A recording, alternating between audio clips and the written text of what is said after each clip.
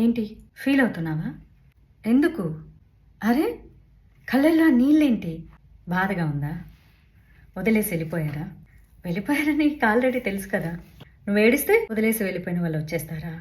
నువ్వు బాధపడితే నీ కన్నీళ్ళు లెక్క కట్టి మరీ అయ్యయ్యో ఎన్నిసార్లు ఏడ్చావు, ఎన్ని చుక్కలు ఏడ్చావు, నా కోసం ఏడ్చావా అని చెప్పి ఫీల్ అయిపోతారా?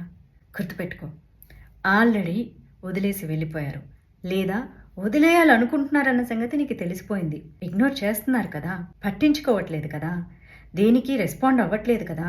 నువ్వు ఏడిస్తే కూడా ఇది నీ ప్రాబ్లం, నువ్వే ఏడుస్తున్నావు అని చెప్పేసి మరి వాళ్ళు వాళ్ళ పని చూసుకుంటూ బిజీగా ఉన్నాను, అక్కడ మీటింగ్లో ఉన్నాను, లేకపోతే ఇంకో పని ఉంది, నేను ఇంట్లో ఉన్నాను, ఫ్యామిలీ ఉంది అనేస్తున్నారు కదా. అర్థం చేసుకో. కొంతమంది ధైర్యస్తులు మాత్రం ఆ ముఖం మీద చెప్పేసి నీకు నాకు సెట్ అవ్వదని చెప్పి వెళ్ళిపోతారు. మరికొంతమంది అలా చెప్పేస్తే నువ్వు జిడ్డుగా పట్టుకొని వదిలేసి వెళ్ళిపోవని ఇలా అవాయిడ్ చేస్తూ ఉంటారు. ఎందుకో తెలుసా? ఆ అవాయిడెన్స్ని, నెగ్లిజెన్స్ని నువ్వు తట్టుకోలేవు. ఏదో ఒకరోజు విసిగిపోయి నీ అంతటి నువ్వే వెళ్ళిపోతే ఆ బ్లేమ్ నీ మీదే పడిపోతుంది. తెలిసి కూడా ఇంకా ఎందుకు ఏడుస్తున్నావు?